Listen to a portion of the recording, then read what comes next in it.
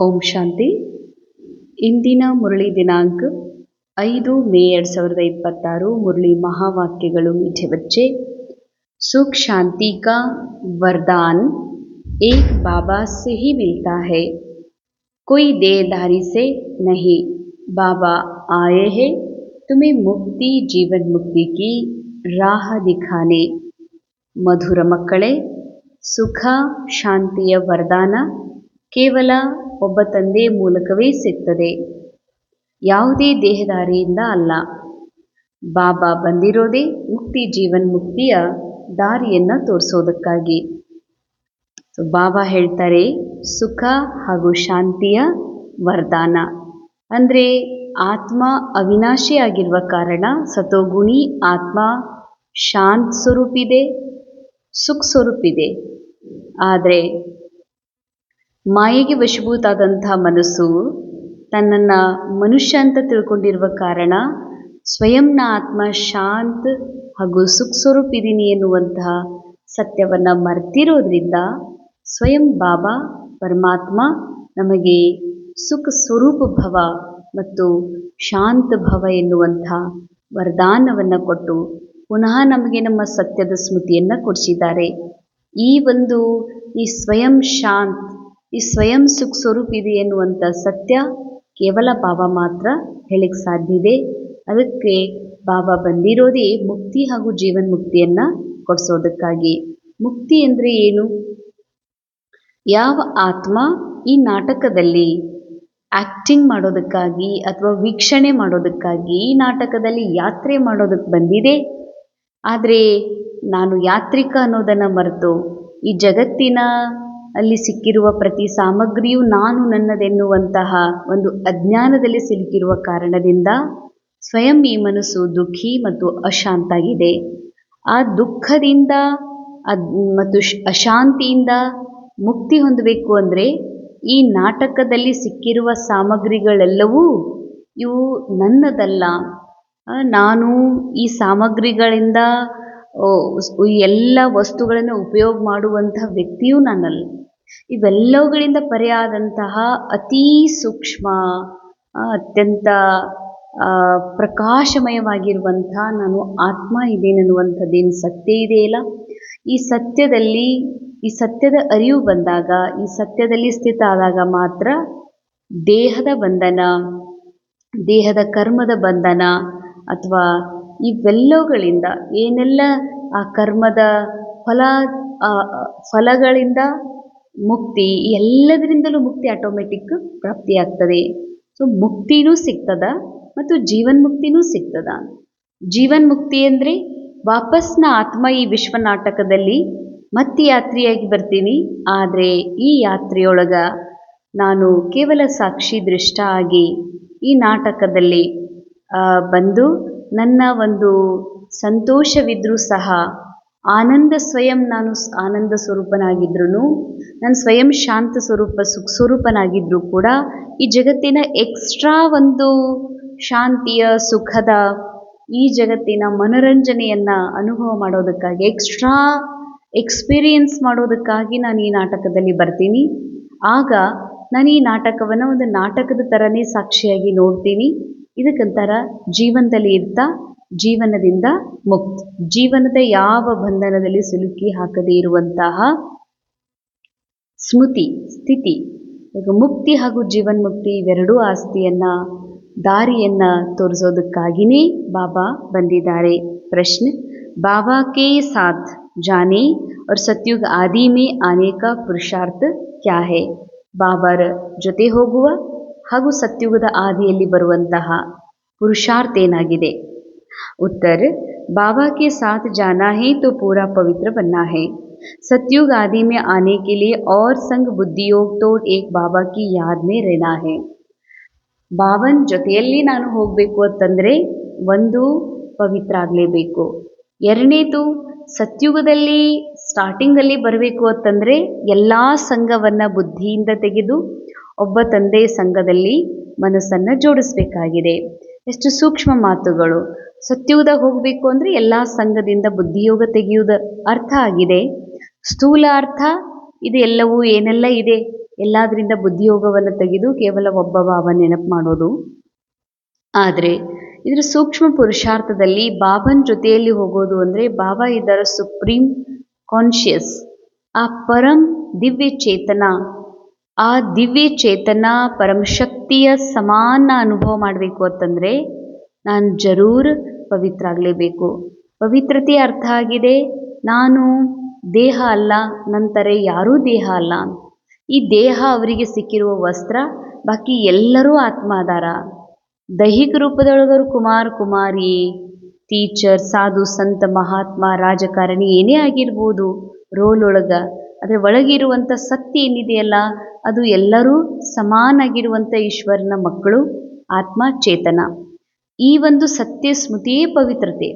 ಈ ಪವಿತ್ರತೆ ಬಂದಾಗಲೇ ನಾವು ಬಾಬನ್ ಸಮಾನ್, ಬಾಬನ್ ಆ ದಿವ್ಯ ಚೇತನದಲ್ಲಿ, ಆ ಕಾನ್ಷಿಯಸ್ಸಲ್ಲಿ ಎಂಟರ್ ಆಗಲಿಕ್ಕೆ ಸಾಧ್ಯವಿದೆ. ಇನ್ನು ಸತ್ಯುಗದಲ್ಲಿ ಹೋಗಲಿಕ್ಕೆ ಎಲ್ಲ ಸಂಘದಿಂದ ಬುದ್ಧಿಯೋಗ ತೆಗೆದು ಒಬ್ಬನ ಸಂಘದಲ್ಲಿ ಜೋಡಿಸೋದು ಅಂದರೆ ಏನೆಲ್ಲ ಈ ಜಗತ್ತಿನಲ್ಲಿ ಕಾಣ್ತಾ ಇದೆ ಮನುಷ್ಯ ರೂಪದಲ್ಲಿ, ಗುರುಗಳ ರೂಪದಲ್ಲಿ, ಸ್ನೇಹಿತರ ರೂಪದಲ್ಲಿ, ಇದು ಕೇವಲ ಜಸ್ಟ್ ಫಿಲಮ್ ಮಾತ್ರ. ಫಿಲಮ್ನಲ್ಲಿ ಇರುವಂಥ ಆ್ಯಕ್ಟರ್ಸ್ ಜೊತೆಗೆ ಪ್ರೇಕ್ಷಕ ಮನಸ್ಸು ಜೋಡಿಸೋದು ಅಂತಂದ್ರೆ ಇದು ವ್ಯರ್ಥ. ಅದಕ್ಕೆ ಬಾಬಾ ಹೇಳ್ತಾರ, ಎಲ್ಲರ ಸಂಘದಲ್ಲಿ ಎಲ್ಲ ಜೀವಂತ ಗೊಂಬೆಗಳನ್ನುಕೊಂಡು ನೀವೆಲ್ಲರ ಜೊತೆಗೆ ಕನೆಕ್ಟ್ ಆಗಿದ್ದೀರಲ್ಲ, ಎಲ್ಲದರಿಂದ ಬುದ್ಧಿಯ ಯೋಗವನ್ನು ತೆಗೀರಿ. ಇವೆಲ್ಲ ಇಮ್ಯಾಜಿನರಿ ಡಾಲ್ಸ್. ಸತ್ಯ ಚೇತನ ಕೇವಲ ಬಾಬಾ ಒಬ್ಬರೇ ಇದ್ದಾರೆ. ಅದಕ್ಕೆ ನಿಮ್ಮ ಮನಸ್ಸನ್ನು, ಬುದ್ಧಿಯನ್ನು ಕೇವಲ ಒಬ್ಬ ತಂದೆ ಜೋಡಿಸ್ರಿ.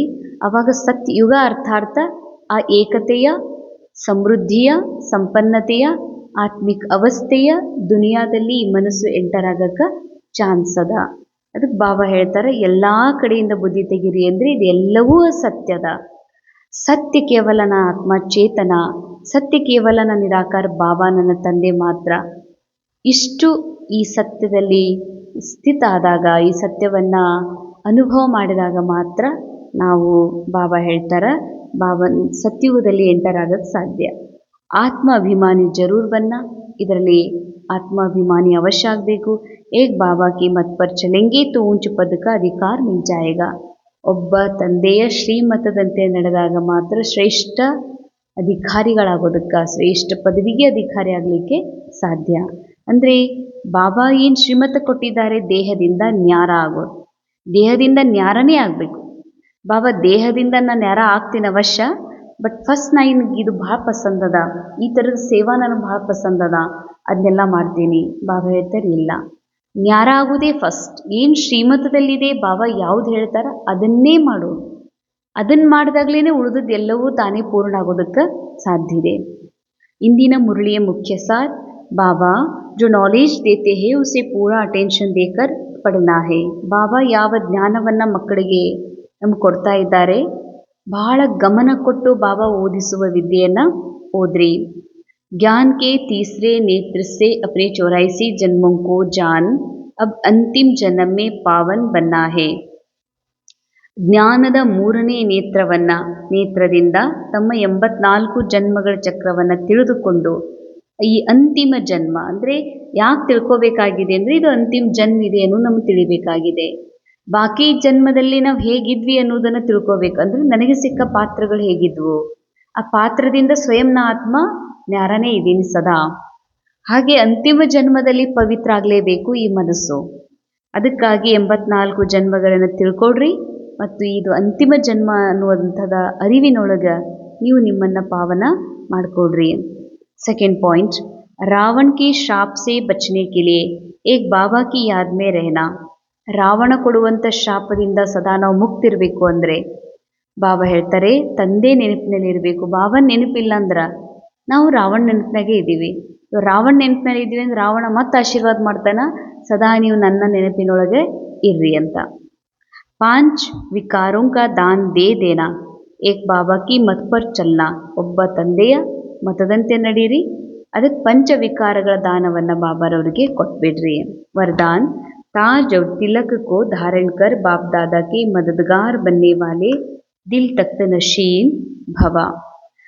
ತಿಲಕ, ಕಿರೀಟ ಹಾಗೂ ತಿಲಕವನ್ನು ಧಾರಣೆ ಮಾಡಿಕೊಂಡು ಬಾಪ್ ದಾದಾರ ಸಹಯೋಗಿ ಆಗುವಂತಹ ಹೃದಯ ಸಿಂಹಾಸನ ಅಧಿಕಾರಿಗಳು ಆಗ್ರಿ. जब कोई तख्त पर बैठते हैं तो तिलक और ताज उनकी निशानी होती है. ಯಾವಾಗ ನೀವು ಸಿಂಹಾಸನದ ಮೇಲೆ ಕೂಡ್ತೀರಿ, ಸಿಂಹಾಸನದ ಮೇಲೆ ಕುತ್ಕೊಂಡಾಗ ಕಿರೀಟ ಮತ್ತು ರಾಜ ಗದ್ದಿಗೆಯ ಮೇಲೆ ಕುಳಿತಂತಹ ಒಂದು ಯಾವುದು ತಿಲಕ ಇದೆ, ಅದೇನಾಗ್ತದ, ಅದು ನಿಶಾನಿ ಅಂತ, ರಾಜ ಆಗಿರುವ ನಿಶಾನಿ. ऐसा जो दिल तक नशी नहीं उनके मस्तक पर सदैव विनाशी आत्मा की स्थिति का तिलक दूर से ही चमकता है. ಯಾರು ಪರಮಾತ್ಮನ ಹೃದಯದ ಸಿಂಹಾಸನ ಅಧಿಕಾರಿ ಇದ್ದಾರೋ ಅವರ ಮಸ್ತಕದಲ್ಲಿ ಸದಾ ನಾನು ಅವಿನಾಶಿ ಆತ್ಮ ಆಗಿದ್ದೇನೆನ್ನುವಂಥ ಸ್ಥಿತಿಯ ಒಂದು ಹೊಳಪು ಎಲ್ಲರಿಗೂ ಕಾಣಿಸ್ತದೆ. सर्व आत्माओं के कल्याण की शुभ भावना उनके नयनों से ಮುಕಡೆ ಸೆ ದಿಖಾಯಿ ದೇಗಿ.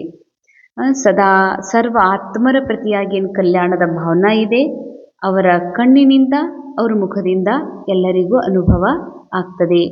ಉನ್ಕಾ ಹರ್ ಸಂಕಲ್ಪ ವಚನ್ ಅವ್ರ ಕರ್ಮ ಬಾಬಾಕ್ಕೆ ಸಮಾನ್ ಹೋತಾ ಹೇ. ಅವರ ಪ್ರತಿಯೊಂದು ಸಂಕಲ್ಪ ವಚನ ಕರ್ಮ ತಂದೆಯ ಸಮಾನಾಗಿರ್ತದೆ. स्लोगन सरल याद के लिए सरलता का गुण धारण करो. ಸಂಕಲ್ಪೋಂ ಕೋ ಸರಲ್ ಬನಾವು. ಸರಳತೆಯ ನೆನಪು ಮಾಡಬೇಕು ಅಂದರೆ ಭಾವ ನೆನಪು ಸಹಜ ತಾನಾಗಿಯೇ ಭಾವ ನೆನಪು ಬರಬೇಕು. ಯಾರೋ ನೆನಪಿಸಿದ್ದಕ್ಕೆ ವಾತಾವರಣದಿಂದ ಅಥವಾ ಏನೋ ಕಷ್ಟ ಅನಿಸಿ ಅನ್ಕಂಫರ್ಟ್ ಫೀಲ್ ಆಗಿ ಭಾವ ನೆನಪು ಮಾಡೋದಲ್ಲ. ಪ್ರತಿ ಕ್ಷಣನೂ ಸುಖ ದುಃಖದೊಳಗೂ ಅಥವಾ ಅನುಕೂಲ ಅನಾನುಕೂಲದಾಗೂ ನ್ಯಾಚುರಲ್ ಭಾವ ನೆನಪು ಬರಬೇಕು. ಅದಕ್ಕಾಗಿ ಬಾಬಾ ಹೇಳ್ತಾರೆ ಸರಳತೆಯ ಗುಣವನ್ನು ಧಾರಣೆ ಮಾಡಿಕೊಡ್ರಿ. ಎಲ್ಲವೂ ನಮಗೂ ವಿಪರೀತ ಅನ್ನಿಸ್ತದ, ಏನೋ ಘಟನೆಗಳು ನಮಗೆ ಭಾಳ ಕೆಟ್ಟ ಅನ್ನಿಸ್ತಾವತ್ತಂದ್ರೆ ನಾವು ಅಷ್ಟೊಂದು ಈ ನಾಟಕವನ್ನು ರಿಯಲ್ ಫೀಲ್ ಮಾಡ್ತಾ ಇದ್ದೀವಿ. ಬಾಬಾ ಅಂತಾರ ಸರಳತೆಯ ಗುಣ ಧಾರಣೆ ಮಾಡಿಕೊಡ್ರಿ ಅಂದ್ರೆ ನಾ ಆತ್ಮ ಇದೆಲ್ಲದರಿಂದಲೂ ಡಿಟ್ಯಾಚ್, ಸದಾ ಸರಳ, ಸದಾ ಶಾಂತ್, ಸದಾ ಪವಿತ್ರ ಇದೀನಿ ಅನ್ನುವಂತಹ ಸ್ಮೃತಿ ಇರಲಿ. ಹಾಗೇ ಎಲ್ಲರೂ ಕೂಡ ಎಲ್ಲ ಆತ್ಮರು ಹಾಗೇ ಇದ್ದಾರೆ. ರೋಲ್ ಡ್ರಾಮಾ ಅನುಸಾರ ನೊಂದಿದೆ. ಈ ಸ್ಮೃತಿ ಇತ್ತು ಅಂದರೆ ಸರಳತೆ ತಾನಾಗಿಯೇ ಬರ್ತದೆ. ಇದರಿಂದ ಸಂಸ್ಕಾರಗಳು ಕೂಡ ನಿಮ್ಮ ಸರಳ ಆಗ್ತವೆ. ಅವ್ಯಕ್ತಿ ಶಾರೆ ಸದಾ ಅಚಲ್ ಅಡೋಲ್ ಏಕರ ಸ್ಥಿತಿಯ ಅನುಭವ ಮಾಡ್ರಿ. जिसको ड्रामा के ज्ञान की शक्ति प्रैक्टिकल जीवन में धारण है वह कभी भी हलचल में नहीं आ सकते. ಯಾರಿಗೆ ಡ್ರಾಮಾದ ಜ್ಞಾನದ ಶಕ್ತಿ, ಡ್ರಾಮಾದ ನಾಲೆಜ್ನ ಶಕ್ತಿ ಪ್ರಾಕ್ಟಿಕಲ್ ಜೀವನದಲ್ಲಿ ಧಾರಣೆಯಾಗಿದೆಯೋ ಅವರು ಯಾವ ಪರಿಸ್ಥಿತಿಗೂ ಹಲ್ಚಲ್ಲಾಗಲ್ಲ. ಹಲ್ಚಲ್ಲಾಗೋದು ಅಂದರೆ ಅದರ ಮೇಲೆ ವಿಪರೀತ ವಿಚಾರ ನಡೆಸೋದಿಲ್ಲ, ಪ್ರಶ್ನೆ ಹೇಳೋದಿಲ್ಲ ಅವರಿಗೆ. सदा एक रस अचल अडोल बनाने की विशेष शक्ति या ड्रामा की ಪಾಯಿಂಟ್ है. ಸ್ಥಿತಿಯನ್ನು ಸದಾ ಅಚಲ್ ಅಡೋಲ್ ಮಾಡ್ಕೋಬೇಕಂದ್ರೆ ಅದಕ್ಕೆ ಒಂದೇ ಒಂದು ಸಾಧನ ಅಂದರೆ ಡ್ರಾಮಾದ ಪಾಯಿಂಟ್ಸ್ಗಳು. ಡ್ರಾಮಾದ ಪಾಯಿಂಟ್ಸ್ ಇಲ್ಲ ಅಂದರೆ ಈ ಬುದ್ಧಿ ಎಷ್ಟೇ ನಾ ಬಾಬಾ ಬಾಬಾ ಅಂತ ಇದ್ರೂ ಇದು ಸ್ಥಿರ ಆಗೋದಿಲ್ಲ. ಮನಸ್ಸು ವಿಚಲಿತ ಆಗೋದ್ರಿಂದ ತಪ್ಪಿಸ್ಲಿಕ್ಕೆ ಇದಕ್ಕೆ ಇದೇ ನಾಲೆಜ್ ಕೊಡಬೇಕು, ಡ್ರಾಮಾದ ಪಾಯಿಂಟ್ಸ್ಗಳದು. इसे शक्ति के रूप में धारण करने वाले कभी हार नहीं खा सकते. ಶಕ್ತಿ ರೂಪದಲ್ಲಿ ನೀವು ಧಾರಣೆ ಮಾಡಿಕೊಂಡ್ರೆ ಎಂದಿಗೂ ಸೋಲಿಕ್ಕೆ ಸಾಧ್ಯವಿಲ್ಲ. इस कल्याणकारी ड्रामा की हर सीन में कोई ना कोई कल्याण समाया हुआ है. अंडरलाइन. ಈ ಕಲ್ಯಾಣಕಾರಿ ಡ್ರಾಮಾನು ಏನಿದೆಯಲ್ಲ ಹಾನಿಕಾರಕ ಇಲ್ಲ, ಇದರಲ್ಲಿ ಕಲ್ಯಾಣ ಇದೆ. ಈ ಕಲ್ಯಾಣಕಾರಿ ಡ್ರಾಮಾದ ಒಳಗೇನು ಕಲ್ಯಾಣ ತುಂಬಿದೆಯಲ್ಲ ಆ ಕಲ್ಯಾಣ ನೆನಪಿಟ್ಕೊಂಡ್ರಿ ಅಂತಂದ್ರೆ ಬಾಬಾ ಹೇಳ್ತಾರ ನಿಮ್ದು ಯಾವತ್ತೂ ಕಲ್ಯಾಣನೇ ಆಗ್ತದ. धैर्यवत बन साक्षी हो देखने का अभ्यास करो तो अचल अडोल रहेंगे. अंडरलाइन. ಒಂದು ಸದಾ ನೆನಪಿಟ್ಕೋ, ಇದು ಕಲ್ಯಾಣಕಾರಿ ಡ್ರಾಮಾದಲ್ಲಿ ಏನು ಕಲ್ಯಾಣ ಇದೆ ಅದು ನೆನಪಿನಲ್ಲಿ ಇಟ್ಕೋ. ಎರಡನೇದು ಧೈರ್ಯವಾನ್ ಆಗೋದು ಅಂತಂದ್ರೆ ಏನೆಲ್ಲ ನಡೀತಾ ಇದೆಯಲ್ಲ ಅಂತ ಗಾಬರಿ ಆಗ್ತದಲ್ಲ ಈ ಮನಸ್ಸು. ಏನು ನಡೀತಾ ಇದೆ ನಡೀಲಿದೆ ಎಲ್ಲವೂ ಡ್ರಾಮಾದ ರೆಡಿಮೇಡ್ ಪ್ರೀ ಸ್ಕ್ರಿಪ್ಟೆಡ್ ದೃಶ್ಯಗಳು ಮಾತ್ರ. ಅದಕ್ಕೆ ಏನೇ ನಡೀತಾ ಇದೆ ಅಂದರೆ ಇದಕ್ಕೆ ಏನಾಗಬೇಡ, ಪೇಷನ್ಸ್ ಕಳ್ಕೋಬೇಡ, ಸಾಕ್ಷಿಯಾಗಿ ನೋಡುವ ಅಭ್ಯಾಸ ಮಾಡು. ಆಗ ಅಚಲ್ ಅಡೋಲರಾಗಿರಲಿಕ್ಕೆ ಸಾಧ್ಯವಿದೆ. ಓಂ ಶಾಂತಿ. ಇಂದಿನ ಮುರಳಿಯ ಮಹಾವಾಕ್ಯದ ಅನುಭವ ಮಾಡೋಣ. ನಾನು ಸ್ವಯಂ ಆತ್ಮ ಪರಮಾತ್ಮನ ಹೃದಯ ಸಿಂಹಾಸನಧಾರಿ ಆತ್ಮನಾಗಿದ್ದೇನೆ. ಸಾಕ್ಷಾತ್ ಪರಮಾತ್ಮನ ಹೃದಯವೇ ನನ್ನ ಸೀಟಾಗಿದೆ. ಯಾಕೆಂದರೆ ನಾನೀಗ ಅವಿನಾಶಿ ಆತ್ಮನಾಗಿರುವ ತಿಲಕವನ್ನು ಧರಿಸಿರುವೆ. ಸದಾ ಪವಿತ್ರತೆಯ ಕಿರೀಟವನ್ನು ಧರಿಸಿರುವೆ. ಹೀಗಾಗಿ ನಾನು ಪರಮಾತ್ಮನ ಹೃದಯದ ಸಿಂಹಾಸನಕ್ಕೆ ಅಧಿಕಾರಿಯಾಗಿರುವೆನು.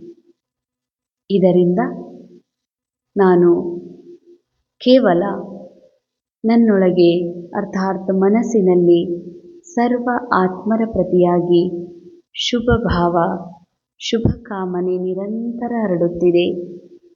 ಈ ಸ್ಥಿತಿಯು ನನ್ನನ್ನು ಸದಾ ಬಾಪ್ ಸಮಾನ ಸ್ಥಿತಿಯ ಅನುಭವ ಮಾಡಿಸುತ್ತಿದೆ. ನಾನೀಗ ನನ್ನ ಸತ್ಯವನ್ನು ಅರಿತಿರುವೆ. ನಾನೀಗ ಅಸತ್ಯದ ಅನುಭವವೂ ಮಾಡುತ್ತಿರುವೆ. ಏನೆಲ್ಲ ಕಾಣುತ್ತಿದೆ, ಕೇಳಿಸುತ್ತಿದೆ, ಇದೆಲ್ಲವೂ ಅಸತ್ಯ, ಅವಾಸ್ತವಿಕ. ಕೇವಲ ನಾನು ಚೇತನ ಆತ್ಮ, ನನ್ನ ಒಂದು ದಿವ್ಯತೆಯೇ ಸತ್ಯವಾಗಿದೆ. ಓಂ ಶಾಂತಿ, ಓಂ ಶಾಂತಿ.